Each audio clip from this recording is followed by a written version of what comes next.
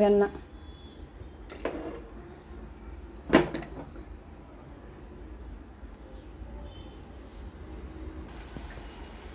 నెయ్యి మరుగుతుంది, ఇంకా కొంచెం కాగాల,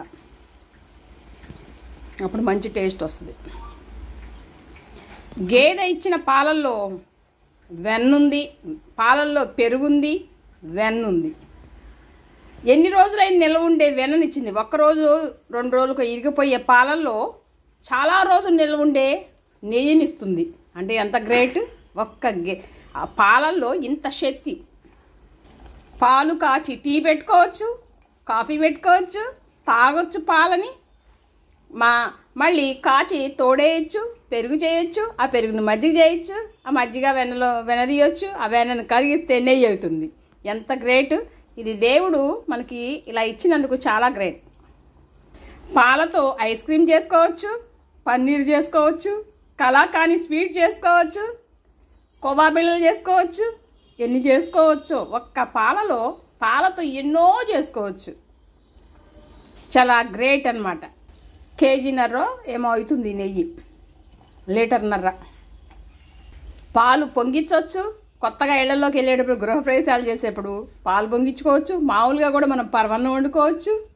అబ్బా, ఈ పాలతో ఎన్ని రకాలు చేసుకోవచ్చో. పాలు వంకాయ కూరలో వేసుకోవచ్చు, బీరకాయ కూరలో వేసుకోవచ్చు, కోడిగుడ్డు కూరలో వేసుకోవచ్చు, పెరుగు చికెన్లో వేసుకోవచ్చు. ఈ కరిగించిన నెయ్యితో రకరకాల స్వీట్లు చేసుకోవచ్చు. నేతి స్వీట్లు అయితే అబ్బా నోట్లో వేసుకుంటే కరిగిపోతూ ఉంటాయి. నెయ్యితో చేసిన స్వీట్లు కాస్ట్ ఎక్కువ ఉంటుంది. ఆ స్వీట్ తిన్నా కూడా 1-2 తిన్నా కూడా అయ్యేది 4, కానీ నూనెతో స్వీట్లు తినకూడదు, అసలు టేస్ట్ ఉండవు. నెయ్యి స్వీట్లు ఆ లెవెలే వేరు.